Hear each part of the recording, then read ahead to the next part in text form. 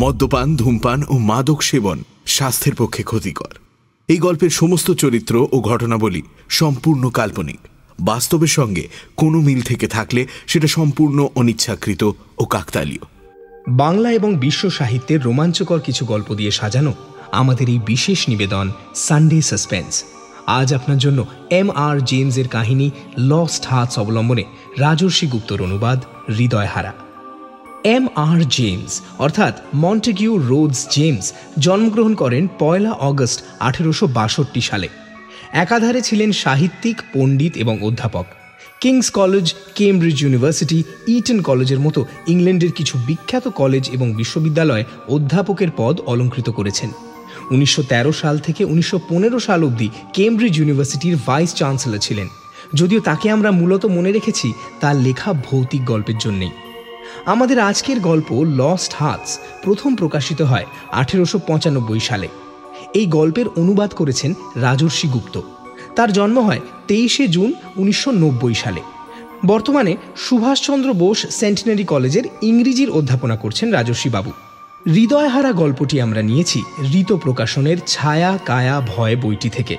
প্রধান চরিত্রে Stephen Elliot এবং মিস্টার অ্যাবনি। গল্প পাঠে দ্বীপ, গল্পের সূত্রধার আমি সোমক। শুরু হচ্ছে হৃদয়হারা।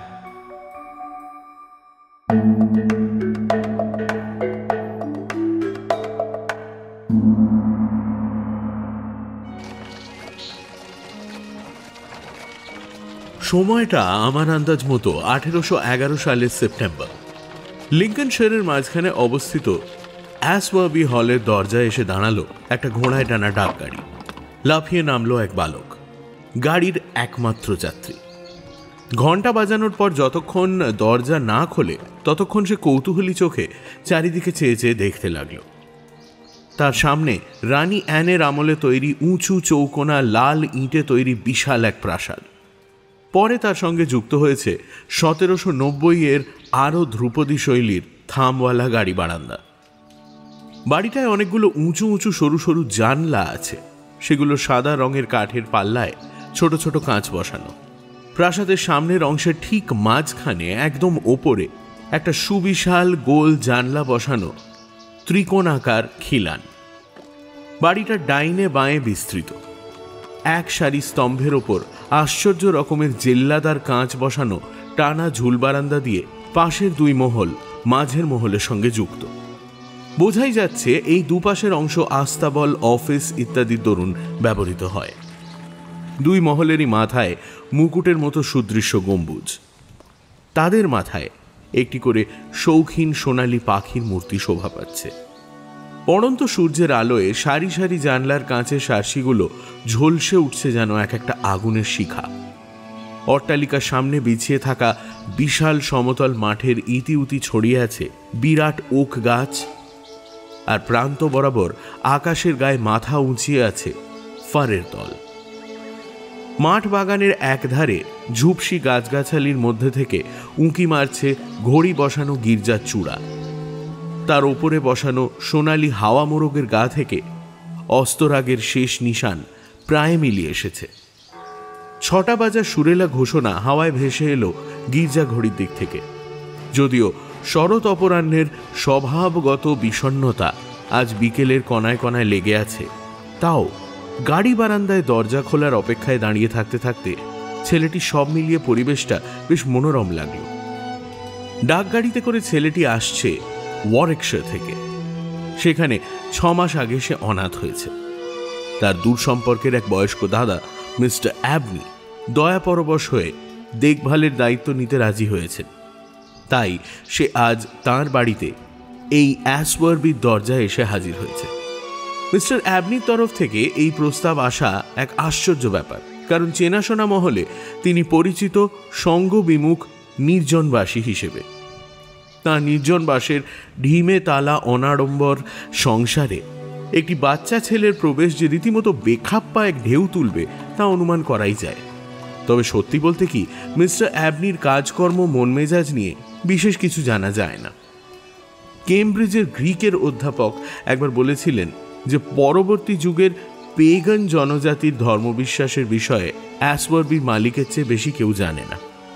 মিস্ট্রি, অরফিক কাব্য, মিথরা ধর্মগোষ্ঠী, নিও প্লেটোনিজম আর এই রকম আরও সমস্ত রহস্যময় ধর্মীয় বিষয়ে যাবতীয় যা বই লেখা হয়েছে সে সবই থরে থরে সাজানো আছে তাঁর লাইব্রেরিতে। প্রাসাদের মার্বেল পাথরে মোড়া হলঘরে শোভা পাচ্ছে একদল মিথরা উপাসকের ষাঁড় বলি দেওয়ার একটি অপরূপ মূর্তি।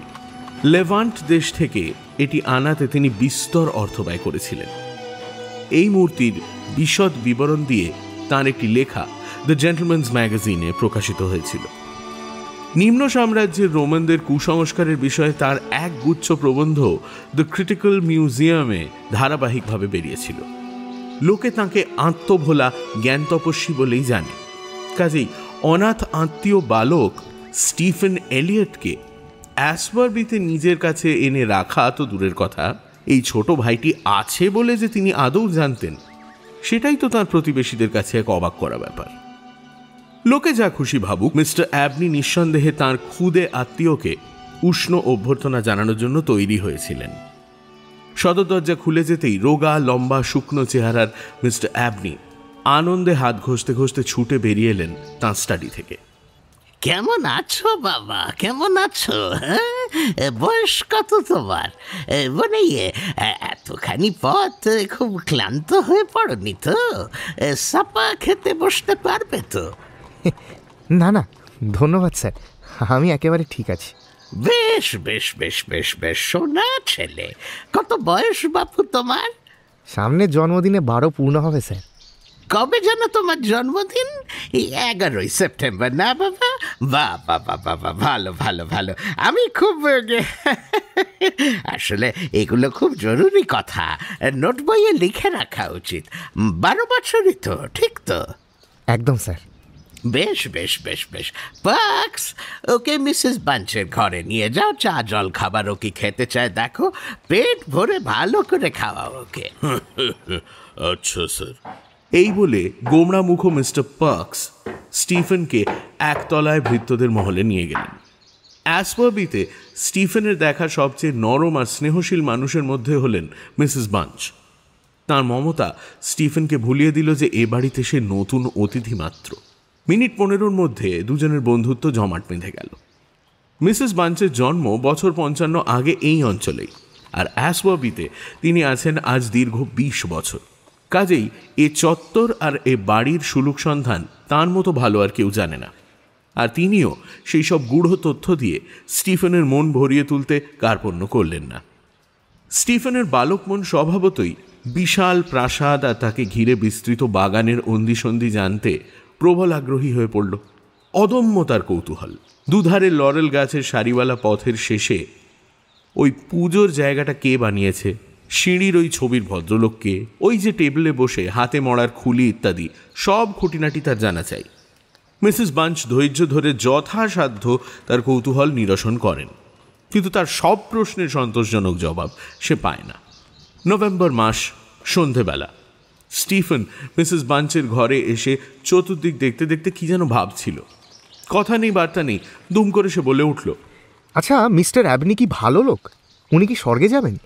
বড়দের দেওয়া উত্তরের সত্যতার প্রশ্নাতীততায় শিশুদের যে অসীম প্রত্যয় থাকে তা স্টিফেনের জিজ্ঞাসা সুরে স্পষ্ট। ভালো? উমা, সে কি গো?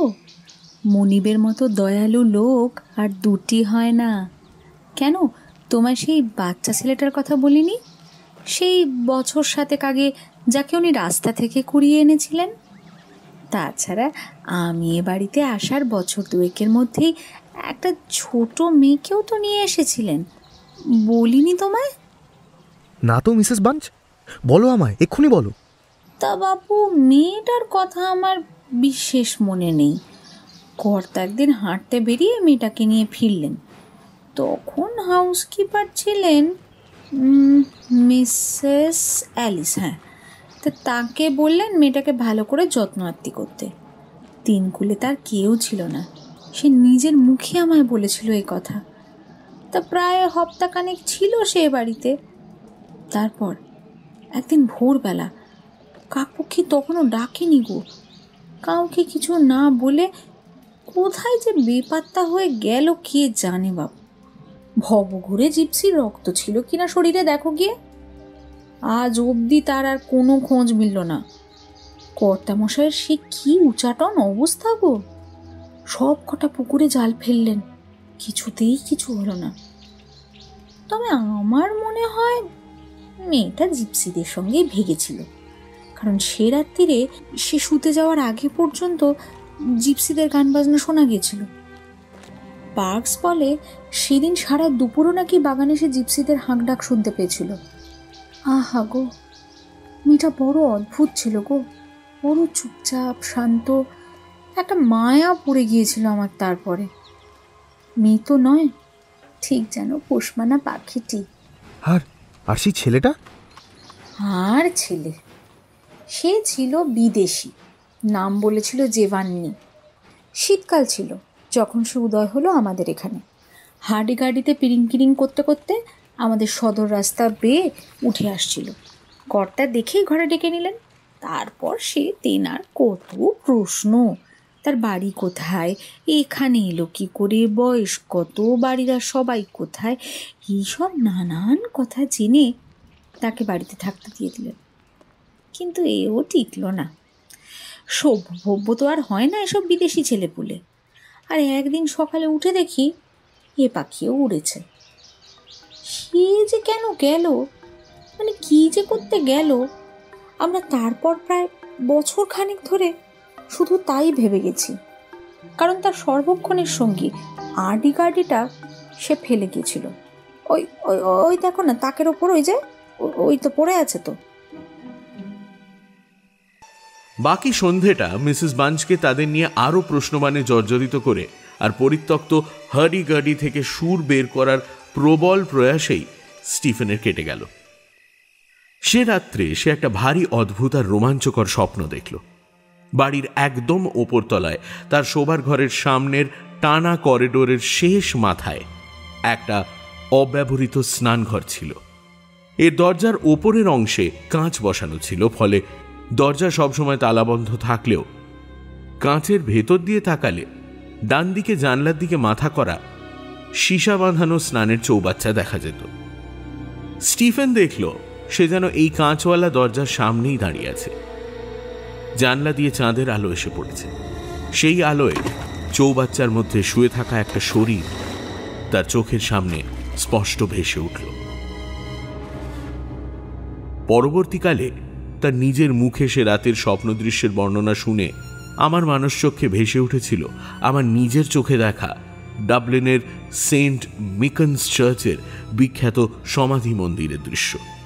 সেখানে শতাব্দী প্রাচীন মৃতদেহদের পচনের হাত থেকে সংরক্ষণ করে রাখা হয়েছে। সে দৃশ্য প্রাণে উৎকট ভয় জাগায়। এক বিকট মূর্তি দেখতে পেল স্টিফেন।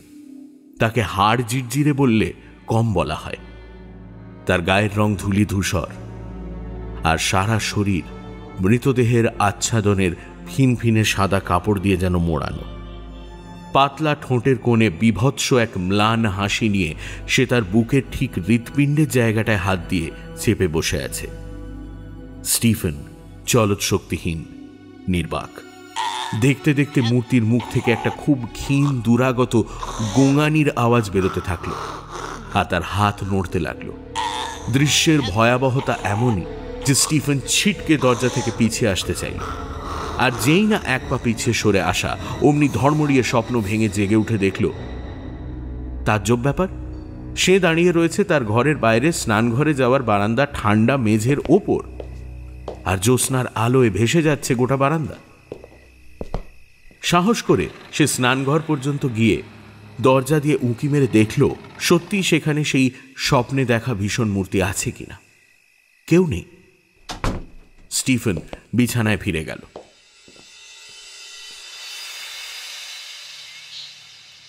পরের দিন সকালে তার স্বপ্নের বিবরণ শুনে মিসেস বাঞ্চ বিশেষ চিন্তিত হয়ে পড়ে স্নানঘরের দরজার কাঁচের ওপর পর্দা লাগিয়ে দিলেন।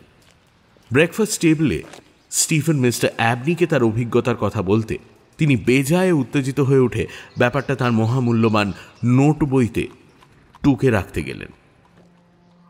মহাবিষুবের দিন এগিয়ে আসছে। অ্যাবনি প্রায়ই সে কথা তার খুদে ভাইটিকে মনে করিয়ে দিতে থাকলেন, আর সঙ্গে যোগ করে দিতে লাগলেন যে প্রাচীনকালে বছরের এই সময়কে ছোটদের জন্য বিশেষ তাৎপর্যপূর্ণ বলে মনে করা হতো।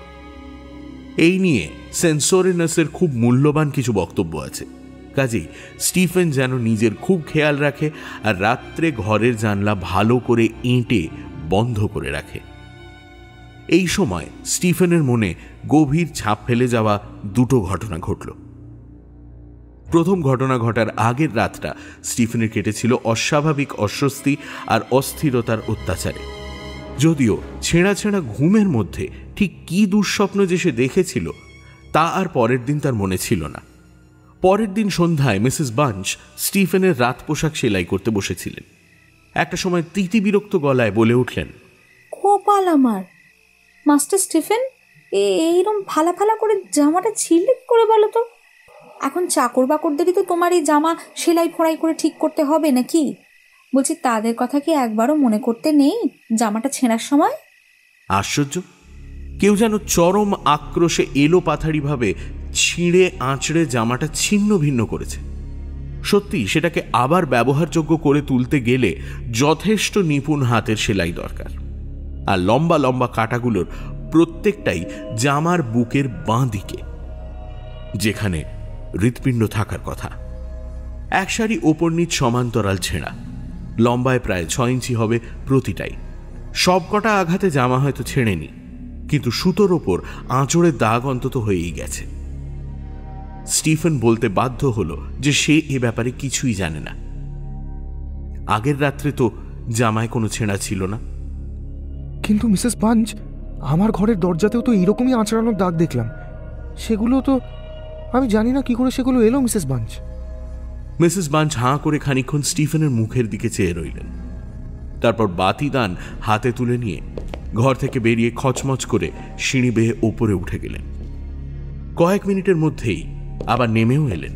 তাই তো, আঁচড়ের দাগগুলো তো আমার ধন্ধ লাগিয়ে দিল গো। হ্যাঁ, অত উঁচু দরজা, ইঁদুরের কথা তো ছেড়েই দিলাম, অত উপরে তো কুকুর বেড়ালেও নাগাল পাবে না আঁচড় যে কাটবে। ছেলেবেলায় আমার এক কাকা ছিল, সে চায়ের ব্যবসায় ছিল, আমাদের গল্প করতো চিনেম্যানদের নখ নাকি ওইরকম লম্বা আর ধারালো হয়। কি জানি বাবু, খোকা বাবু, তোমার জায়গায় আমি থাকলে কিন্তু কর্তাকে কিচ্ছুটি বলতুম না। কেবল তুমি মনে করে রোজ রাত্রে ঘুমোবার সময় দরজায় চাবি মেরে রেখো। চাবি দিই তো মিসেস বাঞ্চ, রোজ রাতে প্রার্থনা সেরেই চাবি লাগিয়ে দিই দরজায়। বাবা, এই তো শোনা ছেলের মতো কথা। রোজ রাত্রিরে নিয়ম করে প্রার্থনা করো, দেখবে তাহলে আর কেউ তোমার কোনো ক্ষতি করতে পারবে না। এই বলে মিসেস বাঞ্চ আবার তাঁর সেলাইয়ে মন দিলেন। শুতে যাওয়া পর্যন্ত সেলাই চলল, তবে মাঝে মাঝে তিনি যেন কি এক গভীর চিন্তায় মগ্ন হয়ে পড়ছিলেন।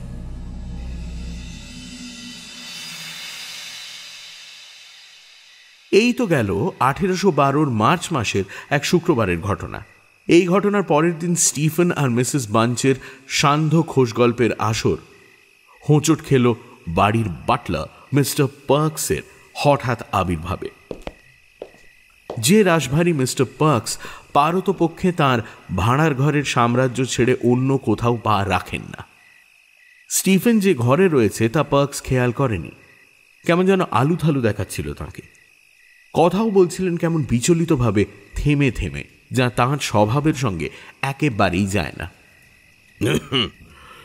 এবার থেকে কর্তার সন্ধেবেলা মদ খাওয়ার ইচ্ছে হলে উনি নিজে সেলার থেকে বের করে নেবেন। আমি মিসেস বাঞ্চ হয় সকালেই দিনের মদ বের করে রাখবো, নয়তো বের করবই না। কি থেকে যে কি হচ্ছে কিছুই, ইঁদুরই হবে নিশ্চয়ই, নয়তো সেলারে হাওয়া ঢুকেও নানা রকম শব্দ হয় বটে, কিছুই বুঝতে পারছি না। আমারও তো আর আগের বয়স নেই, গিয়ে যে দেখবো অত দৌড়োদৌড়ি আর পারি না। এই বাড়িতে ইঁদুর?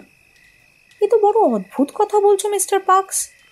আমিও তো তাই বলি মিসেস বাঞ্চ, তবে কি জানো, জাহাজ ঘাটায় মাঝি মাল্লাদের কাছে কথা বলা ইঁদুরের কথা অনেক শুনেছি, বিশ্বাস করিনি কোনো দিন, কিন্তু এখন মনে হচ্ছে আর যদি মান সম্মান খুইয়ে শেষে মদের কুঠুরির দরজায় কান পাততুম তবে বোধহয় ইঁদুরে কি বলা বলি করছে তাও শুনতে পেতুম। ওহ মিস্টার পার্কস, বসে বসে তোমার গুলবাজি শুনবার সময় আমার নেই। মদের কুঠুরিতে নাকি ইঁদুরে গপ্প জুড়েছে? মিসেস বাঞ্চ, তোমার সঙ্গে ঝগড়া করতে আমি আসিনি। বিশ্বাস না হয় তো যাও না, শেষ মদের কুঠুরিতে গিয়ে কান পাতো না, আমার কথার সত্যি মিথ্যে টের পেয়ে যাবে। কি যে আবল তাবল বকো না তুমি মিস্টার পার্কস, তার ঠিক নেই। বাচ্চাদের সামনে এসব আজগুবি কথা বলতে আছে? মাস্টার স্টিফেন তো ভয় পেয়ে যাবেন। হ্যাঁ, মাস্টার স্টিফেন? পলকের মধ্যে ঘরে স্টিফেনের উপস্থিতি খেয়াল করে ভোলানো সুরে তড়িঘড়ি মিস্টার পার্কস বলে উঠলেন, না না না না না, আমি তোমার সঙ্গে ঠাট্টা করছিলাম খালি।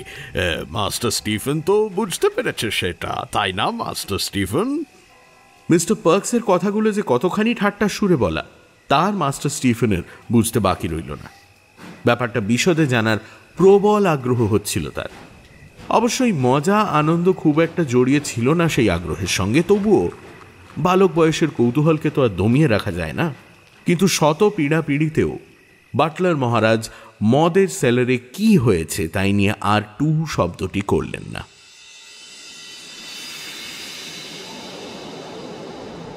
24শে মার্চ 1812, স্টিফেনের জীবনের সবচেয়ে ভয়াবহ অভিজ্ঞতার দিন। সকাল থেকে শোঁ শোঁ শব্দ করে উদ্দাম হাওয়া বইছে, আর তার দাপটে যেন গোটা বাড়ি আর বাগান থেকে থেকে থরথর করে কেঁপে উঠছে।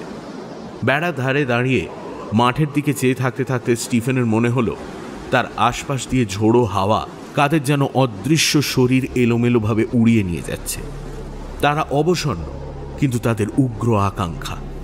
তারা যেন প্রবল চেষ্টা করছে কোনো একটা খুঁটি আঁকড়ে ধরে এই অনিচ্ছাকৃত ভেসে চলা থামাতে, আর যেন তেন প্রকারে তা অবলম্বন করে তাদের বহুকালের প্রিয় রঙ্গস্থল এই মরজগতে ফিরে আসতে। কিন্তু তাদের সব চেষ্টা ব্যর্থ হচ্ছে। সারাদিন প্রচণ্ড হাওয়ায় ভর করে অবিরাম চলল উড়ন্ত ছায়া শরীরের এই মিছিল।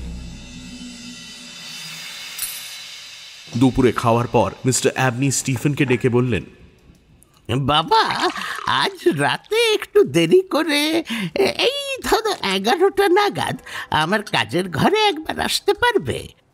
তার আগে পর্যন্ত আমি ব্যস্ত থাকবো।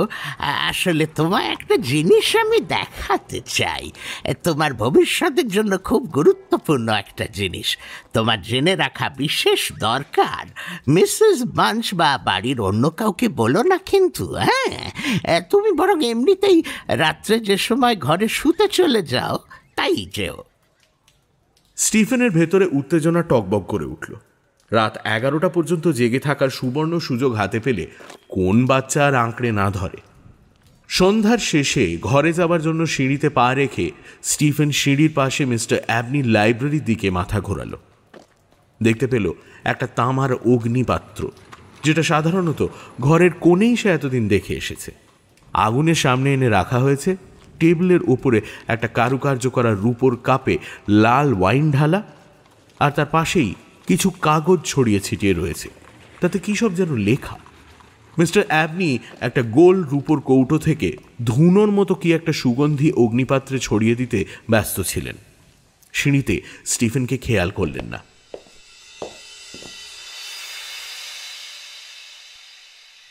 সন্ধ্যা গড়াতে হাওয়া পড়ে গেছে। এখন নিস্তব্ধ রাত, আকাশে নিটোল পূর্ণচন্দ্র।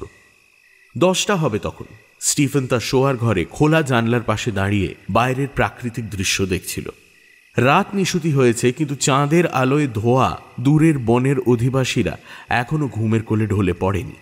থেকে থেকেই তার মাঝ থেকে একটা নিদারুণ হাহাকার ধ্বনিত হয়ে উঠে দিঘির ওপর দিয়ে ছুটে আসছে প্রাসাদের দিকে। শুনে মনে হয় কে যেন পথ হারিয়ে ঘুরে মরছে ওই বনে।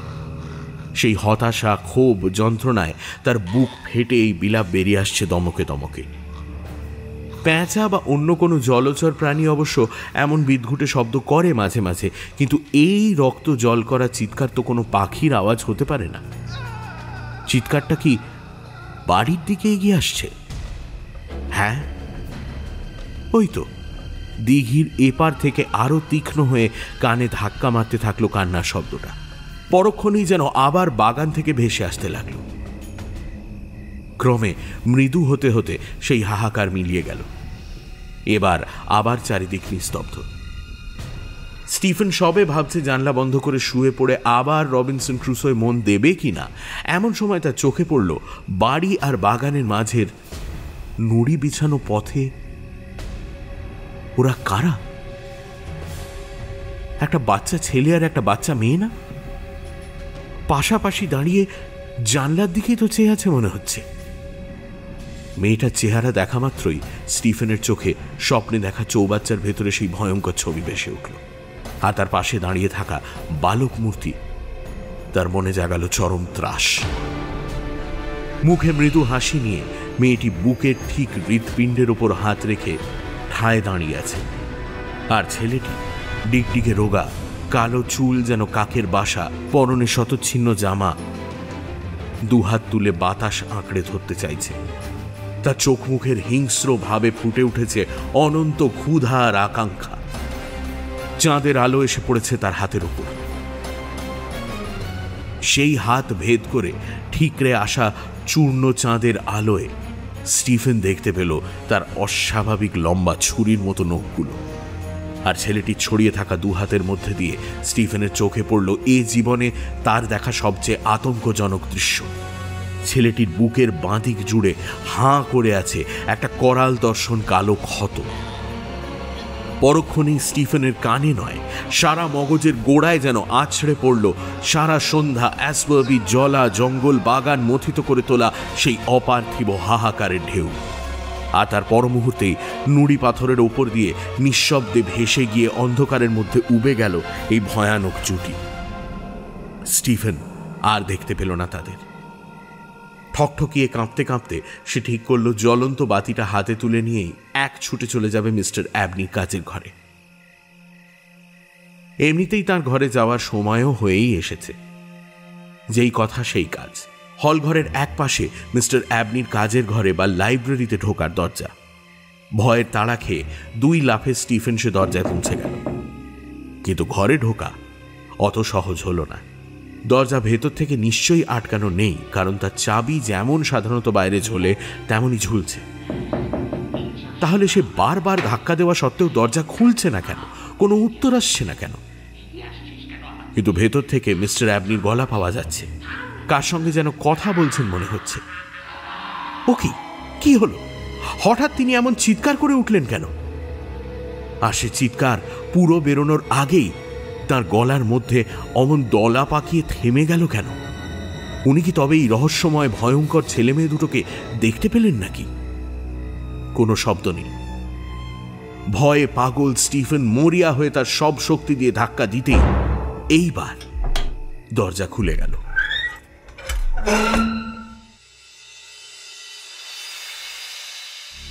মিস্টার অ্যাবনির লেখাপড়ার টেবিলে যেসব কাগজপত্র পাওয়া গিয়েছিল সেগুলো বোঝার মতো বয়সে উপনীত হলে স্টিফেন এলিয়টের কাছে সমস্ত রহস্য জলের মতো পরিষ্কার হয়ে যায়।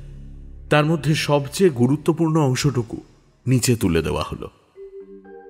প্রাচীন দিগের মধ্যে এক সাধারণ ও দৃঢ় বিশ্বাস ছিল যে বিশেষ কিছু আচার অনুষ্ঠান পালনের দ্বারা সে অনুষ্ঠান সকল হয়তো আধুনিক সমাজের চক্ষে বর্বরচিত বলিয়া বিবেচিত হইবে, মনুষ্যের আত্মিক ক্ষমতা বৃত্তির প্রভূত উন্নতি সাধন সম্ভব।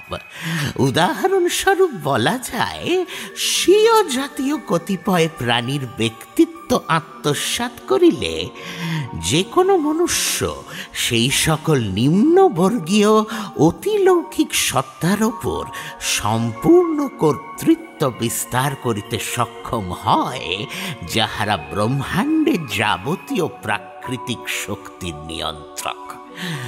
সাইমন মেগাসের বিষয়ে লিখিত হয় যে তিনি আপন ইচ্ছা বলে উড্ডয়ন করিতে, অদৃশ্য হইতে ও যদৃচ্ছা রূপ ধারণ করিতে পারিতেন, এবং তাহার এমত অদ্ভুত ক্ষমতার মূলে ছিল এক বালকের আত্মার উপর প্রভুত্ব, যাহাকে তিনি ক্লেমেন্টিন রেগনিনসেসের নিন্দুক গ্রন্থাগারের ভাষায় হত্যা করিয়াছিলেন। হ্যাঁ, মিস্ট্রেস ম্যাজিস্টারের রচনায় দেখিতেছি তিনি বিশদ আলোচনা পূর্বক বলিতেছেন অন্তত পক্ষে 3টি 12 বর্ষের কম বয়স্ক মনুষ্যের হৃৎপিণ্ড আত্মসাৎ করিলেও তদ্রূপ সুখকর সুফল লাভ হয়। গত 20 বৎসরের প্রধান অংশই আমি এই সিদ্ধান্তের সত্যতা নিরূপণের পরীক্ষায় ব্যয় করিয়াছি এবং পরীক্ষা বস্তু হিসেবে ব্যবহার করিয়াছি সেই সকল ব্যক্তিকে যাহাদিগকে বিনা আলোড়ন সৃষ্টিতে জনসমাজে লক্ষণীয় কোনো শূন্যস্থল রচনা না করিয়া অপসারণ করিয়া ফেলা যায়। এই পথে আবার প্রথম পদক্ষেপ হয় 24 মার্চ 1792 তারিখে ফিবি স্ট্যানলি নামে এক জিপসি গোত্রীয় বালিকার বিনাশ সাধনে। দ্বিতীয় পদক্ষেপ 23 মার্চ 1805 তারিখে জিওভানি পাওলি নামে এক ভ্রাম্যমান ইতালীয় বালকের অন্তর্ধান ঘটানো। পরীক্ষা শেষ শিকার হইবে আমার ক্ষুদ্র কনিষ্ঠ ভ্রাতা শ্রীমান স্টিফেন এলিয়ট।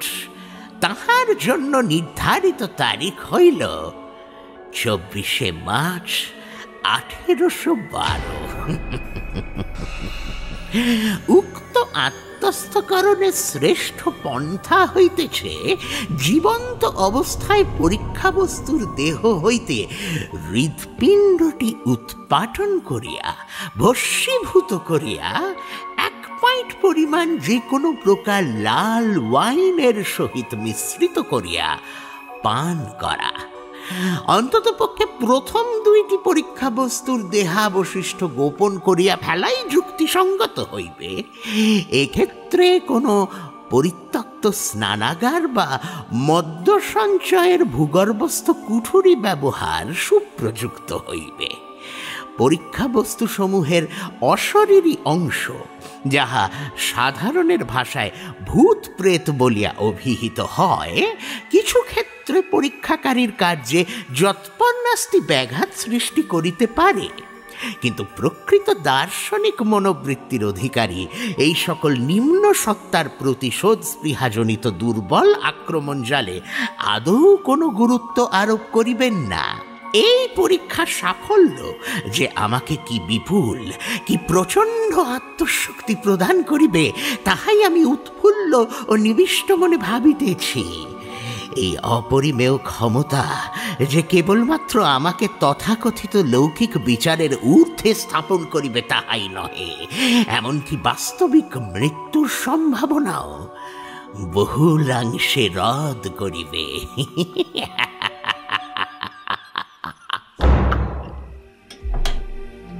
দরজা ঠেলে ঢুকে স্টিফেন মিস্টার অ্যাবনিকে তাঁর চেয়ারে চিত হয়ে পড়ে থাকতে দেখেছিল। তার মাথা ঝুলে পড়েছে একপাশে, মুখে চরম রাগ, ভয় আর মর্মান্তিক মৃত্যু যন্ত্রণার মিশেলের এক বিকট প্রতিচ্ছবি। আর বুকের বাঁ দিকে একটা বিভৎস বড় দগদগে কাটা। তার মধ্যে দিয়ে সোজা দেখা যাচ্ছে তার ঝুলে পড়া হৃৎপিণ্ড। তার হাতে কোনো রক্তের দাগ নেই। টেবিলের ওপর একটা লম্বা ছুরি পাওয়া গিয়েছিল, তাও একদম পরিষ্কার। হিংস্র বনবেড়ালের পক্ষে আঁচড়ে, কামড়ে বা থাবা মেরে এমন ক্ষত সৃষ্টি করা সম্ভব। স্টাডির জানলা খোলা ছিল, তাই করোনারের বিচারেও কোনো হিংস্র বুনো জন্তুর আক্রমণে মিস্টার অ্যাবনির মৃত্যু হয়েছে বলে সাব্যস্ত হয়েছিল। কিন্তু মিস্টার অ্যাবনির যেসব কাগজপত্রের কথা উল্লেখ করলাম, সেসব পড়ে স্টিফেন এলিয়ট অন্য এক উপসংহারে পৌঁছেছিল।